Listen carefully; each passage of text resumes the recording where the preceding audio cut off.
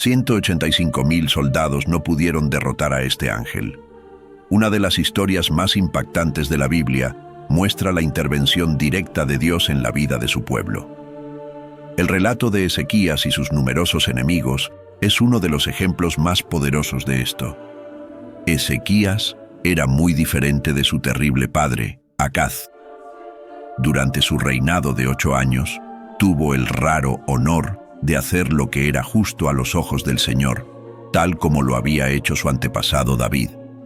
En el tercer año de Oseas, hijo de Elá, rey de Israel, Ezequías, hijo de Acaz, comenzó a reinar en Judá.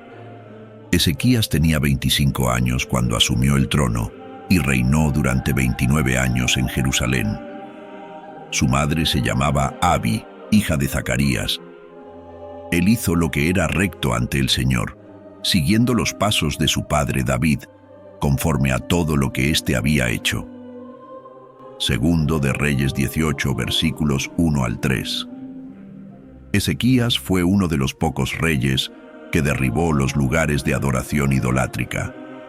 También destruyó los postes de acera y la serpiente de bronce que Moisés había creado, conocida como Neustán, que significa objeto de bronce. En Números 21, versículos 8 y 9, el Señor había dicho a Moisés: «Haz una serpiente ardiente y ponla sobre un asta, y sucederá que cualquiera que sea mordido y la mire, vivirá». Moisés hizo una serpiente de bronce y la colocó en un asta, y quienes la miraban eran sanados. Es triste que este objeto de sanación se convirtiera más tarde en un ídolo. Por estas acciones y muchas más, Ezequías fue considerado un rey destacado que se distinguió de otros reyes por su fidelidad a los mandamientos de Dios. En Segundo Reyes 18, versículos 4 y 5, se nos cuenta que removió los lugares altos, destruyó las piedras rituales y los postes de acera, y rompió en pedazos la serpiente de bronce. Ezequías confió en el Señor, el Dios de Israel. No hubo rey como él en todo Judá, ni antes ni después de él. Después de leer sobre la infidelidad de tantos reyes en Israel y Judá, el reinado de Ezequías fue un respiro. Donde quiera que iba, prosperaba porque el Señor estaba con él. En Segundo Reyes 18, versículos 6 al 16, se relata que Ezequías fue fiel al Señor y no se apartó de sus mandamientos, los cuales fueron dados a Moisés. El Señor estaba con él y tuvo éxito en todo lo que emprendió. Ezequías se rebeló contra el rey de Asiria y dejó de servirle. Derrotó a los filisteos hasta Gaza y sus fronteras, desde las torres de vigilancia hasta las ciudades fortificadas.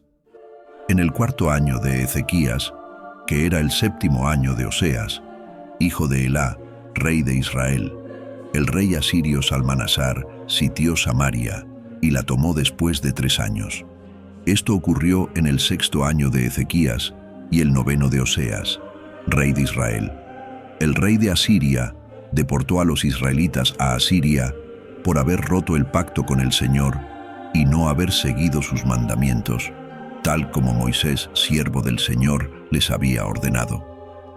En el 14º año de Ezequías, Senaquerib, rey de Asiria, atacó y tomó todas las ciudades fortificadas de Judá. Entonces, Ezequías envió un mensaje al rey de Asiria, reconociendo su error y ofreciendo un tributo. El rey de Asiria exigió un rescate exorbitante de 300 talentos de plata y 30 talentos de oro. Ezequías entregó toda la plata del templo del Señor y los tesoros del palacio real. Incluso despojó las puertas y los postes cubiertos de oro del templo. El sucesor de Salmanasar, Senaquerib, se convirtió en el enemigo contra el que Ezequías debía luchar. Sin embargo, Judá no fue tan afortunado como Israel. Senaquerib conquistó todas las ciudades fortificadas de Judá, dejando solo Jerusalén. En este punto, Ezequías probablemente pensó que había calculado mal. Había intentado apaciguar a Senaquerib con un rescate, pero las cosas empeoraron cuando los asirios rodearon Jerusalén. Senaquerib no consideró suficiente el rescate o simplemente quería una excusa para atacar Jerusalén. En lugar de retirarse, envió un ejército masivo para exigir la rendición de la ciudad. Ezequías había ofrecido inicialmente un rescate, pero ahora el rey de Asiria exigía más. El rey de Asiria envió a su comandante, Rabsaque, junto con un gran ejército a Jerusalén para negociar la rendición. Cuando llegaron, se detuvieron junto al acueducto y llamaron al rey. Salieron a recibirlos Eliakim, Sebna y Joa. Rabsaque, el portavoz asirio, comenzó con arrogancia, burlándose de Ezequías. ¿En quién confías para rebelarte contra mi señor? Continuó diciéndole que ni Egipto ni su propio ejército serían suficientes para detener a Asiria. Luego, incluso se burló de la fe de Judá en Dios, insinuando que el propio Ezequías había enfurecido a Dios al quitar los altares y lugares de culto. Aunque Ezequías había hecho lo correcto al eliminar la idolatría, las palabras de Rabsaque sembraron dudas en el pueblo. Finalmente, Rabsaque insistió en que el ejército de Judá era demasiado débil para resistir al poder de Asiria, buscando intimidar a Ezequías y su pueblo. Dado el esfuerzo de Ezequías por sobornar a Asiria, esto probablemente era cierto. Finalmente, el portavoz afirmó que el propio Señor le había ordenado atacar y destruir esa tierra. Básicamente decía: «Tu Dios está de mi lado». Aunque esto era una mentira, para los desanimados habitantes de Jerusalén, podría haber parecido verdad. Después de todo, sus vecinos del norte habían sido derrotados por los asirios, y ahora esos mismos crueles invasores estaban a las puertas de su ciudad.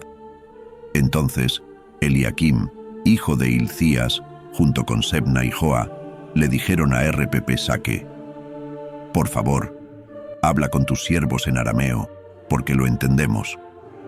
No hables con nosotros en hebreo frente al pueblo que está sobre el muro». Pero Rabsaque respondió: «¿Acaso mi señor me envió a hablar estas palabras solo a tu señor y a ti, y no también a los hombres que están en la muralla que, como ustedes, tendrán que comer sus propios excrementos y beber su propia orina?» Luego, Rabsaque se puso de pie y gritó en hebreo: «Escuchen la palabra del gran rey, el rey de Asiria». Así dijo: «No dejen que Ezequías los engañe, porque él no podrá liberarlos de mi mano. No permitan que Ezequías los haga confiar en el Señor diciendo: ciertamente el Señor nos librará, y esta ciudad no será entregada en manos del rey de Asiria». Segundo de Reyes 18, versículos 31 al 33. La petición de los tres hombres de que las negociaciones se realizarán en arameo en lugar de hebreo tenía como objetivo proteger a los que estaban en el muro de las amenazas, pero el portavoz asirio ignoró esa petición. Él quería que todos escucharan y temieran el ultimátum de su rey. Incluso amenazó a los ciudadanos en hebreo de la forma más ofensiva posible. Luego, advirtió al pueblo que no confiaran en las promesas de Ezequías sobre la intervención del Señor para salvarlos. ¿Cuánto tiempo más confiaría el pueblo de Judá en su rey frente a estas advertencias? «No escuchen a Ezequías», dijo el rey de Asiria. «Hagan la paz conmigo y ríndanse, y cada uno de ustedes podrá comer de su propia vid e higuera y beber del agua de su propio pozo, hasta que yo venga y los lleve a una tierra como la suya, una tierra de grano y vino, de pan y viñas, de olivos y miel. Así vivirán y no morirán». No escuchen a Ezequías cuando les dice que el Señor los librará. Segundo de Reyes 18, versículos 31 y 32. El portavoz ofreció paz y prosperidad a cambio de la rendición. Esto podría haber sido muy tentador para los habitantes de Jerusalén, que pronto estarían sitiados y aislados. Los asirios también dejaron claro que la deportación a una tierra similar era parte del trato.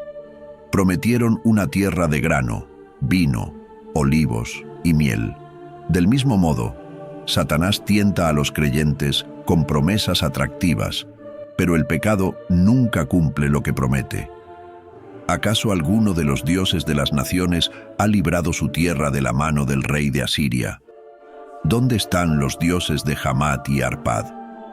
¿Dónde están los dioses de Sepharvaim? ¿Acaso ellos han librado a Samaria de mi mano? ¿Cuáles de todos los dioses de estas tierras han liberado su tierra de mi mano, para que el Señor libere Jerusalén de mi mano? Pero el pueblo se mantuvo en silencio, obedeciendo la orden del rey de no responder. Entonces Eliakim, hijo de Hilcías, Sebna el escriba, y Joa, hijo de Asaf, el cronista, regresaron a Ezequías con sus ropas rasgadas y le contaron las palabras de Rabsaque. Segundo de Reyes 18, versículos 33 al 37. El discurso concluyó con varias preguntas retóricas. El mensaje era claro.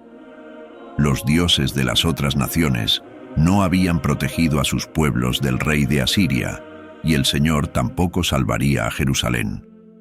Enojados y desmoralizados por este encuentro, los enviados de Ezequías regresaron con el rey con ropas desgarradas en señal de duelo.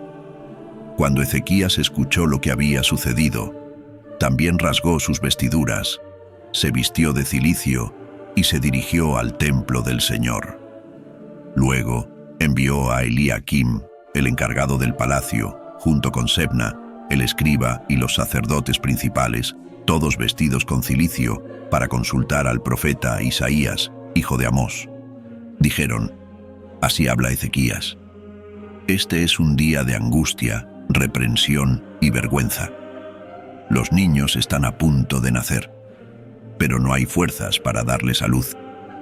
Quizá el Señor tu Dios oiga todas las palabras de Rabsaque, a quien el rey de Asiria ha enviado para insultar al Dios viviente, y reprenda las palabras que el Señor tu Dios ha oído.